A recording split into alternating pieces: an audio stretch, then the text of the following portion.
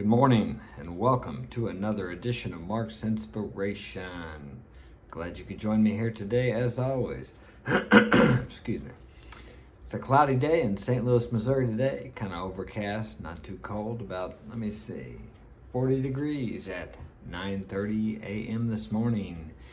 I'm a little envious of you if you live in a world where the sun is shining, the beach is nice, the waves are crashing in, and there's a Caribbean breeze blowing across the islands. That's where I want to be, but I'm here. But if I really wanted to be there, I could go get on a plane right now and go and be there.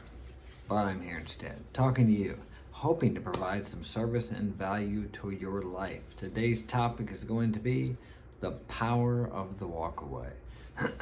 I've walked away from many girls in my life. And why did I walk away? Well, 9 times out of 10, it was because I was getting disrespected. But how did it get to that point? I allowed it to get there by my complacency. Too many of us guys get in relationships and we become comfortable. Many guys talk about how the girl gets out of shape, she quits wearing makeup, she puts some weight on. But what are you doing? How are you allowing it to get to that point? And I'm not talking about trying to control her. Are you the same guy she fell in love with? Or have you become complacent? You come home from work, you sit on the couch, if you're living together or if you're married. You turn the TV on, you pop open your beer, and you sit there and you watch TV. Was that what you were doing when you met her? Did you have dreams? Did you have promises? Did you have goals within yourself, a vision that she was admiring, that she was looking to you to fulfill, and now you've settled into having a couple of kids or just settled into, yeah, she's there, I don't have to do anything, I'm comfortable, I'll go for those dreams some other time. I'm working too hard right now and I really don't have the energy to do that, etc., etc. And then you wonder why she's not taking care of herself. You're not taking care of your inner self. You're not taking care of your vision of your dreams. And so when it gets to the point where you have to walk away because you're getting so disrespected, it's because you first disrespected yourself and your vision. You are not nurturing it, you're not cultivating it, and you want to blame someone else. But the answers are within, and it got to where it's gotten with her disrespecting you, her devaluing you. Maybe she's even cheating on you, or she's thinking about cheating on you, because you're not what you presented yourself to be when you met her. I think about the U.S. and the problem with a lot of this feminism, if you believe that to be a problem, and these laws that they're making that make it difficult for a man and a woman to stay married because they lean so much toward the man being responsible for everything but having no authority in the home. So that's a whole nother video. But the power of walking away is this. If you become complacent and your woman is disrespecting you, as well she should, if you're not living up to your vision, what you presented yourself to be when you married her, or when you guys started living together, or when you guys started going out. You need to walk away and take some time to look at yourself. Look within yourself and ask yourself how you allowed it to get to this point where she is devaluing you and disrespecting you. Because you're the one that led it to that point. You're the man, you're the leader. It's up to you to lead the relationship, not to the point where there's disrespect on both sides, but to the point where there's valuation, where the value rises and she gives you more respect and thus you respect her more. If she's falling down on her tasks, on her taking care of herself, you've got to look within yourself, because she's just reflecting back to you what you started sometime in the past. So here's the deal. You can tell her that you're going to leave if she doesn't straighten up, but really you need to go look in the mirror and tell yourself, you need to leave, or you need to leave yourself so you can straighten yourself up, to look within yourself. Leave the fact that you're pointing the finger at everybody else and her and your job or whatever it happens to be, and look in the mirror. Take a long, hard look in the mirror and ask yourself how it got to that point. Now, I'm not saying there aren't bad women out there that cheat on men, and there's men that cheat on women and treat women badly too. It works both ways. But if you're in a relationship and it started out good where she was admiring you and loving you and it's gotten to the point of disrespect, it's time for you to walk away. Walk away and look within yourself. You may not have to literally walk away from the relationship, but you need to walk away from looking at everything outside there saying that's the problem, or it's her, or it's this, or it's that, and walk away and be alone and look within yourself. Sometimes it may get to the point where you just have to walk away from the relationship. I've gotten to that place many times. I allowed it to get to that point. Now, there have been times when I've broken up with a girl, my first girlfriend. We broke up back when I was 21. I did not walk away from her because of her. She was a great girl. She actually, the next guy she met, they got married. They're still married today. They had a family. I think very highly of her. But I wanted to do other things. I wanted to date other girls, and I didn't want to cheat on her. So I broke up with her. It was a mutual, well, we talked about it, and we did it amicably. I can't say that word. Civilly. How about that? We did it civilly. Now, that was a little different from the other cases I had where later on in life where I was giving and giving and giving, and these women were taking and taking and taking, and then they got to where they just started disrespecting me so badly they started cheating on me. But I allowed it to get there by being complacent, by not continuing to take the lead. A good example of that is you're in a relationship and the wife says, well, let's go out and eat, or the girlfriend, I want to go out and eat. And you say, oh, okay, where do you want to go? I don't care. She doesn't want to make the decision. She doesn't want to make the decision. She wants you to make the decision. She may even argue about it when you decide where to go, but she wants you to lead. You're the man, you're supposed to lead. Things have not changed so much in 60 years of women's liberation that the woman wants the man to be passive and docile. She wants you to lead. And many times when she challenges you, she wants you to stand up and be a man. You could say something like this. Well, let's go to the steakhouse. And she's going to say, no, I just want to go to get a burger. The wrong thing to do is say, okay, we'll go get a burger. It doesn't matter to me. The right thing to say is this. No, I want to go to the steakhouse. Next time we'll go get a burger. You're the leader. Take the lead. That's a little bit of what they call a crap test. She's going to do that. And the more she does that, if you notice that she's doing that a lot, that means you have not been leading as you're supposed to lead. It's not about control. It's not about domineering. It's not about being a macho jerk. It's about being a man and leading the way. She looks to you for strength and guidance. And if you're not giving her that, she's going to find that somewhere else. Think about this. Isn't it amazing a girl will go out and work for a boss, and she'll give her all of that boss, and guess what? She comes home, she has nothing left for you.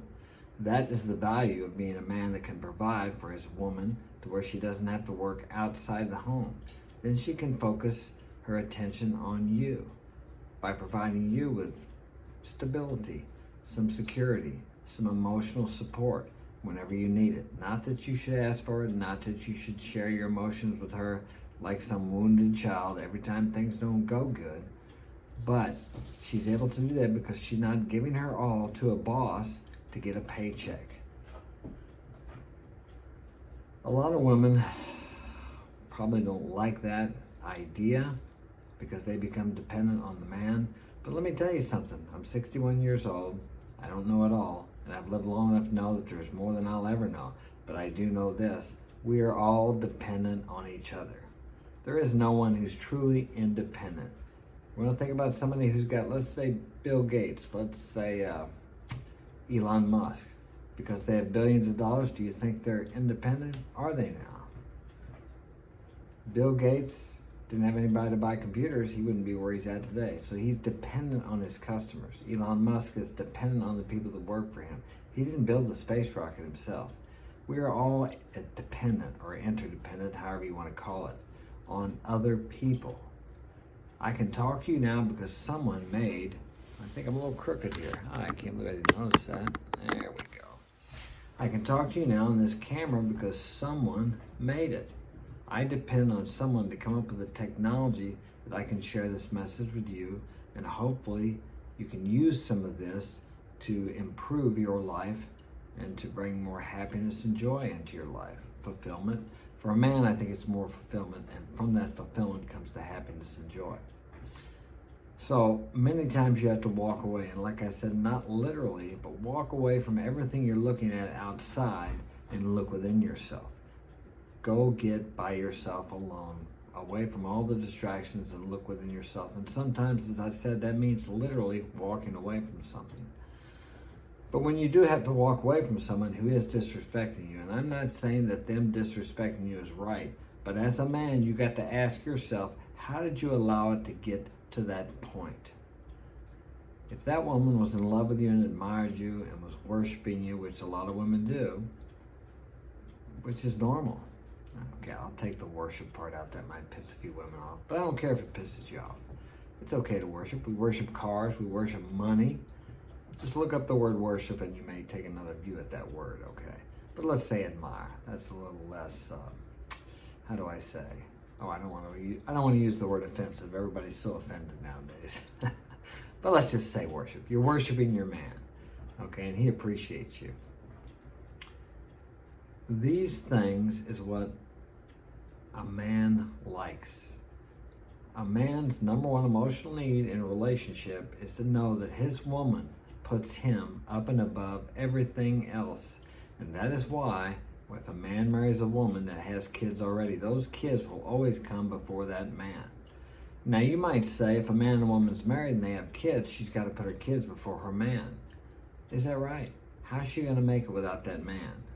Well, now in today's society we have all these systems, welfare and different things such as that were put together by men. So even if she leaves that man and she thinks she can make it without that man and raise her kids on her own, she's still depending on the man, the government, someone, or she'll find another man to help her provide and protect for her. So she's really not independent either. None of us are. Without women, us men, the human race would die out. So think about that. You need women, women need men. Otherwise, who perpetuates humanity? So all this is about being dependent of everybody else. An independent woman, I guess we've all heard that. I'm an independent man. Am I? Am I independent? I've been here for 10 years. No, we've lived in this house for 8 years. I've raised my kids by myself without any outside help for the last 8 years. When my mom was still living, she helped a little bit financially. And she helped quite a bit financially, all right? But she passed away, so she's gone. So the last 6 years, 5 or 6 years, I have had no outside help. Now, by the grace of God, I've been able to do that. I'm very, very fortunate. I have a skill that I'm blessed with, and I developed that skill. I'm good with people. I love talking to people. I'm an extrovert. I believe I can do whatever I want, and so can you. But as I've said, I've had to walk away many times from relationships and look within myself. And that's the power of no contact, if you want to lead into no contact. No contact is more for you, the person who walks away. Or if you even get dumped, it's just to cut off all contact. Because if you do that, many people use that as a technique to get the girl back. But if you don't change, if you don't look within yourself, if you don't work on yourself, when she comes back, nothing's going to change. And I'm going to tell you something else. They all come back. They all come back. You don't think that's true if you're sitting there right now wishing you could see her and you've just freshly broken up. But if you become the man you're supposed to be and work on yourself, they all come back. There'll be an opportunity for you to get back together with her. But if you've grown and changed, 9 times out of 10, the other person hasn't, you won't want her back when you have the opportunity. So it's up to you. Become the man that you came here to be. Fulfill the mission that you came here to do. You have a vision, you have a desire within you. I say this all the time. You know what it is. It's that thing within you that you're afraid to do, that you don't think you can do it, but it just keeps coming up over and over and over again. That's the God or spirit or divinity or whatever you want to call it within you, nudging you, pushing you to fulfill your mission here on this planet Earth. You know what it is. Maybe you're afraid to tell someone because you think they'll laugh at you. And they might laugh at you. They laughed at Marconi when he said he could send voices and sounds through the air without wires. His two best friends had him locked up in an insane asylum because they thought he was losing it. They laughed at the Wright brothers. When they did the first flight of the Wright brothers had their first flight at Kitty Hawk, the newspapers were afraid to print it because the best scientists of that time proved that it was impossible for man to fly, that was a privilege reserved for the birds. People laughed at them.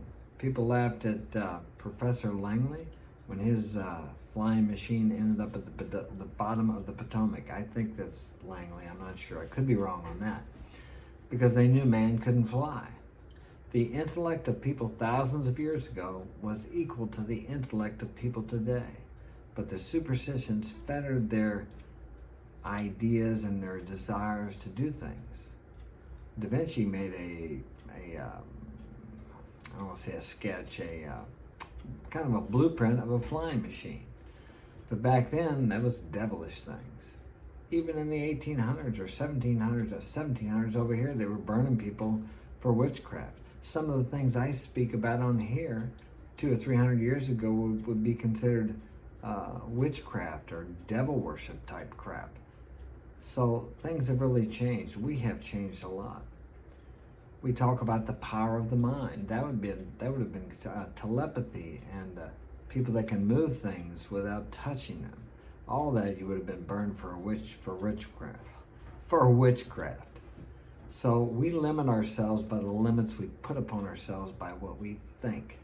Nothing is impossible. When I was a kid, the thought of doing something like I'm doing now, making a video or talking to someone on the other side of the world and actually being able to see them at the same time and do it within a matter of split seconds, which I can do on WhatsApp or some other app, whatever you're using, Messenger, that was unheard of. That was unbelievable. But today it's just common, it's everyday occurrences. Think about that. So all those things that we thought were impossible are very much possible and normal today. So remember that when you think about your desire, your dreams, your hopes, when you're alone and you've walked away from all the distractions, whatever they may be, think about those things. Think about what you're thinking about. Quit regurgitating what the news media puts into your head or what all these other banners and billboards, things put into your mind. Go within yourself. You have all the answers within you. And every day when you're out there, something out there is reverberating and reminding you and reinforcing you that you have something within you that you need to do, that no one else can do. Something only you came here to do.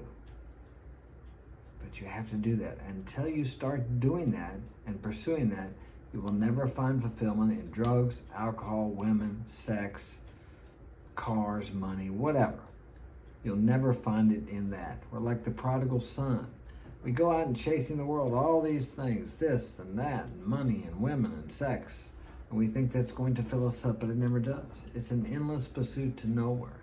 For a man, his fulfillment comes from fulfilling his purpose, and all these other things that you thought were going to do it for you will be added unto you. You won't have to chase them. They'll come to you when you start doing what the hell you came here for to do. So that's it. That's all I got for today. Like and subscribe now. I will see you tomorrow, and I hope you had a great Christmas and a Happy New Year.